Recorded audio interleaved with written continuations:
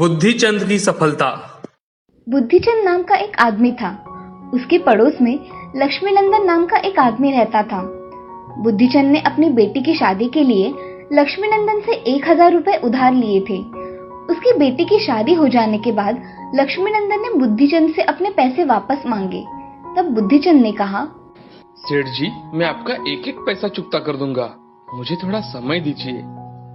मुझे लगा था तुम एक ईमानदार आदमी हो, पर अब पता चला कि ये मेरी भूल थी। सेठ जी, धीरज रखिए, मैं आपका कर्ज अवश्य चुका दूंगा, मैं बेईमानी नहीं करूंगा। अगर तुम बेईमान नहीं हो तो मेरे साथ अदालत में चलो, वहाँ न्यायाधीश के सामने लिख कर दो कि तुमने कर्ज के बदले में अपना मकान मेरे पास गिरवी रखा है। सेठ जी, अदालत चलने की क्या जरूरत है, मुझ पर विश्वास रखिए, मैं आपका पैसा जल्द से जल्द लौटा दूंगा। पर लक्ष्मीनंदन ने बुद्धिचंद की एक न सुनी। वो अपनी इस जिद पर अड़ा रहा कि बुद्धिचंद अदालत चलकर दस्तावेज पर हस्ताक्षर कर दे। वास्तव में लक्ष्मीनंदन बुद्धिचंद के मकान को हड़पना चाहता था। बुद्धिचंद लक्ष्मीनंदन की मन की बात ताड़ गया। उसने लक्ष्मीनंदन से कहा, मैं अदालत चलने के लिए तैयार हूँ, पर वहाँ चलने के लिए मेरे पास ना तो घोड़ा है और ना ही। सेठ ने बीच में ही उसकी बात काटकर कहा, तुम तैयार हो जाओ, मैं तुम्हें अपना घोड़ा दे दूंगा, पर मेरे पास अच्छे कपड़े भी नहीं है। चलो, मैं तुम्हें अपने कपड़े भी दे दूंगा, मगर मैं पगड़ी की व्यवस्था कहाँ से करूंगा? वो भी मैं तुम्हें दे दूंगा। और कुछ चाहिए? सेठ जी, मेरे पास तो जूते भी नहीं है। मैं तुम्हें अपने जूते भी दे दूंगा, मगर अब देर मत करो, झटपट तैयार हो जाओ। लक्ष्मीनंदन ने मन ही मन खुश होते हुए कहा। बुद्धिचंद ने लक्ष्मीनंदन की पोशाक पहन ली, सिर पर पगड़ी और पैरों में उसके जूते पहन लिए। वो लक्ष्मीनंदन के घोड़े पर सवार होकर उसके साथ अदालत जाने के लिए चल पड़ा।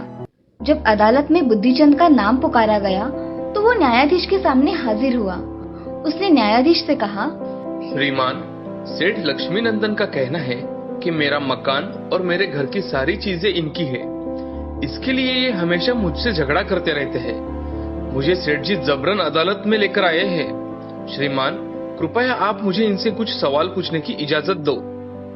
न्यायाधीश ने लक्ष्मीनंदन को बुलवाया और उसे बुद्धिचंद के सवालों का जवाब देने का आदेश दिया। बुद्धिचंद ने लक्ष्मीनंदन से पूछा, मेरे सिर पर बंधी पगड़ी किसकी है? लक्ष्मीनंदन ने कहा, मेरी है। मैंने जो कपड़े पहन रखे हैं वो किसके हैं? लक्ष्मीनंदन ने कहा, मेरे हैं। और किसके हैं? बुद्धिचंद ने पूछा, और मेरे पैरों में जो जूते हैं वो किसके हैं? जूते भी मेरे ही हैं। बुद्धिचंद ने पूछा, और जिस घोड़े पर सवार होकर मैं यहाँ कचहरी आया हूँ वो घोड़ा किसका है? लक्ष्मीनंदन ने चीखते हुए कहा, वो घोड़ा भी मेरा ही है। पगड़ी, घोड़ा, जूते, कपड़े सब मेरे हैं। अदालत में मौजूद सभी लोग लक्ष्मीनंदन का जवाब सुनकर ठठाकर हंसने लगे। हर किसी को लगा कि लक्ष्मीनंदन पागल हो गया है। अंत में न्यायाधीश ने मुकदमा खारिज कर दिया।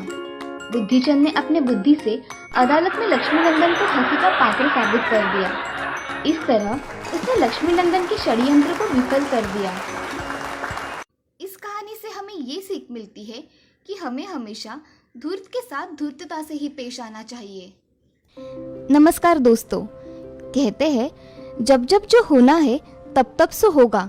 शायद से ये बात आईएएस अधिकारी बन चुकी तानिया को अच्छी तरह से मालूम थी। ये कहानी है एक गरीब घर की लड़की तानिया की। तानिया एक 22 साल की लड़की जो अपने मालकिन के घर खाना बना रही थी। दरअसल तानिया अपनी पढ़ाई के साथ साथ लोगों के घर खाना बनाती थी। उसकी इच्छा थी आईएएस ऑफिसर बनने की। वो आज खाना बनाते बनाते मालकिन से पूछने लगी कि मालकिन, आपके बेटे किस एग्जाम की तैयारी कर रहे हैं? ऐसे में मालकिन का दिमाग घूम जाता है और वो तानिया को जोरों से डांट कर ये नसीहत देती है, तू अपने काम से काम रख। मेरा बेटा क्या कर रहा है उससे तुझे क्या लेना देना? अपना काम कर और चलती बन यहाँ से। जितना टाइम तू पढ़ाई करके बर्बाद करती है उतनी देर में मेरे घर की सफाई कर दिया कर।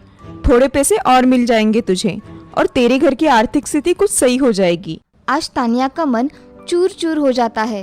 दरअसल मालकिन ने सब बातें तानिया को व्यंग के रूप में कह दी। अब तानिया काम से घर लौटकर आती है और रोज की तरह रात को पढ़ाई में लग जाती है और सुबह होते ही मालकिन के घर खाना बनाने निकल जाती है। लेकिन मालकिन के तेवर आज कुछ बदले बदले से होते हैं। मालकिन तानिया से कहती है कि तान्या, तुझे अमित से कुछ काम था क्या? अमित, जो कि मालकिन का बेटा था और यूपीएससी की ही तैयारी कर रहा था, अमित आज घर पर ही था। मालकिन, मुझे ये पूछना था कि अमित किस परीक्षा की तैयारी कर रहे हैं।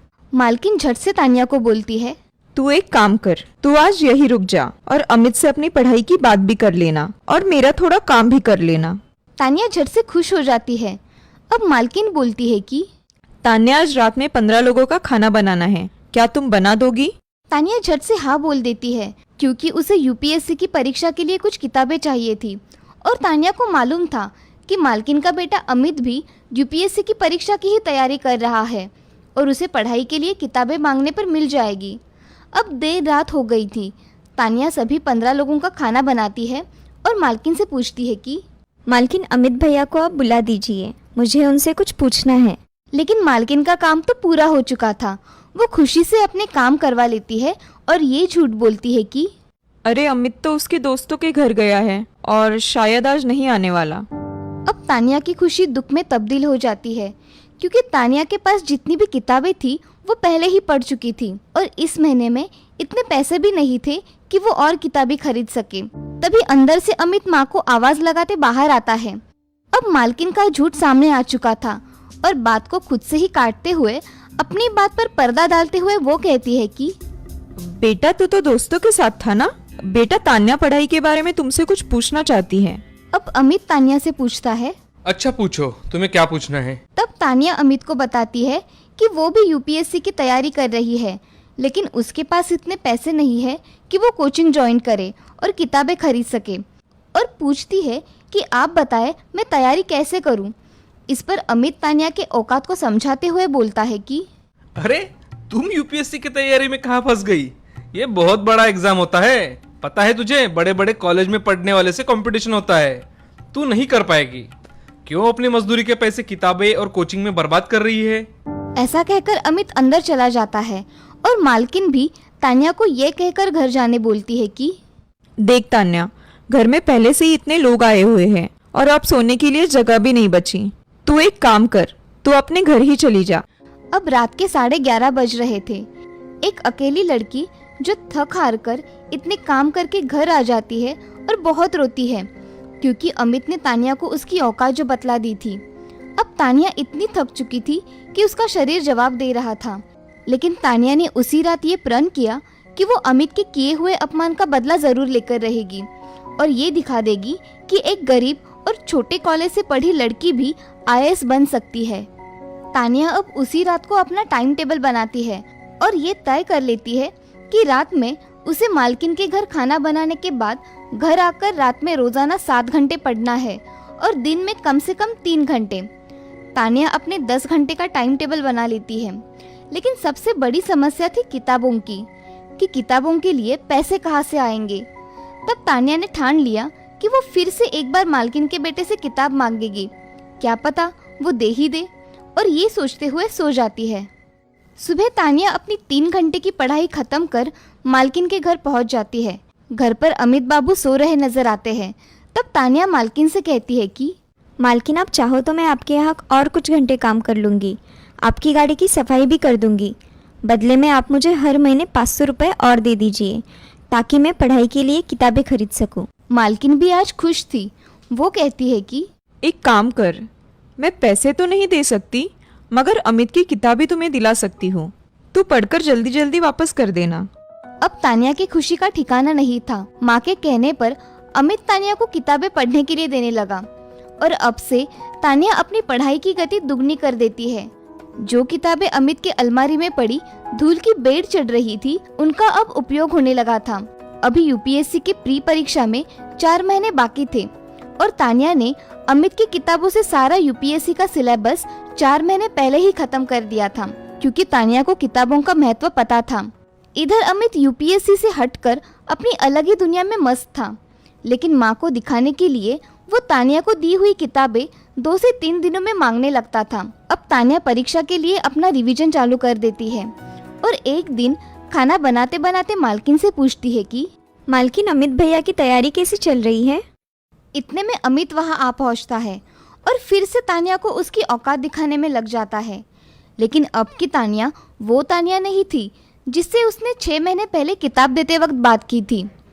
अमित पूरे रौब में फिर से तानिया से यूपीएससी में कितने पेपर होते हैं ये पूछने लगता है और इस पर 2 मिनट में तानिया पूरे सिलेबस को अच्छे से समझाकर अमित से अंतर्राष्ट्रीय संबंध के हाल में घटे हुए एक मुद्दे पर प्रश्न पूछती है। लेकिन बेचारे अमित को तो दूर दूर तक यूपीएससी के करंट अफेयर की जानकारी भी नहीं थी। वो बात को घुमाते हुए फिर से तानिया को अपनी औकात दिखाने की कोशिश करता है और वहां से निकल लेता है। अब धीरे धीरे समय बीत जाता है और यूपीएससी की प्रारंभ परीक्षा आ जाती है। तानिया परीक्षा पास कर लेती है लेकिन अमित परीक्षा पास नहीं कर पाता और ये बताता है कि इस बार उसने परीक्षा दी ही नहीं। लेकिन तानिया तो पास थी, परंतु ये बात वो मालकिन और अमित को नहीं बताती। अब मेंस की बारी थी। अब तानिया दुगनी मेहनत में लग जाती है और मेंस में सफल रहती है। अब वो इंटरव्यू का इंतजार करने लगी थी। लेकिन जिस दिन इंटरव्यू था उसी दिन मालकिन ने जोर देकर तानिया को काम पर बुलाया था और ये भी कहा था, अगर आज तू नहीं आई तो आगे तुझे कभी भी आने की जरूरत नहीं है। तानिया को तो ये तय था कि वो उस दिन नहीं जाएगी क्योंकि उसे यूपीएससी की बिल्डिंग में इंटरव्यू के लिए जाना था। अब इंटरव्यू खत्म हो जाता है और इधर मालकिन तानिया को काम से निकाल देती है। अब तानिया अंतिम परिणाम का इंतजार करने लगती है। तभी यूपीएससी के रिजल्ट आ जाते हैं और तानिया को 369वीं रैंक मिलती है। जी हाँ, तानिया ने 369वीं रैंक सिक्योर कर ली थी। अब तानिया की खुशी का ठिकाना नहीं था। एक गांव की लड़की यूपीएससी परीक्षा पास कर आईएएस बन चुकी थी। आज जब यूपीएससी के अंतिम रिजल्ट का पता अमित को चलता है तो वो भागे भागे तानिया के घर आता है और उसे उसकी स्ट्रेटजी के बारे में पूछता है। आज मालकिन भी अमित के साथ पहली बार तानिया के घर आई थी। तानिया सोचती है कि वो भी एक दिन था जब मालकिन और अमित भैया मुझे मेरी औकात बताते थे। लेकिन शायद तानिया अमित जैसी नहीं थी। उसने अमित को अपनी सारी स्ट्रेटजी शेयर कर दी और तानिया आईएएस ट्रेनिंग की ओर निकल जाती है। दोस्तों, आशा करते हैं कि तानिया के जिंदगी के महत्वपूर्ण पल आपको बहुत बेचैन कर देंगे, अपने पढ़ाई के प्रति आकर्षित कर देंगे, अपने लक्ष्य के प्रति प्यार भरे अंदाज में बढ़ने को समर्पित कर देंगे। मुझे आशा है कि ये कहानी देखने के बाद आप अपने आप में बदलाव करेंगे।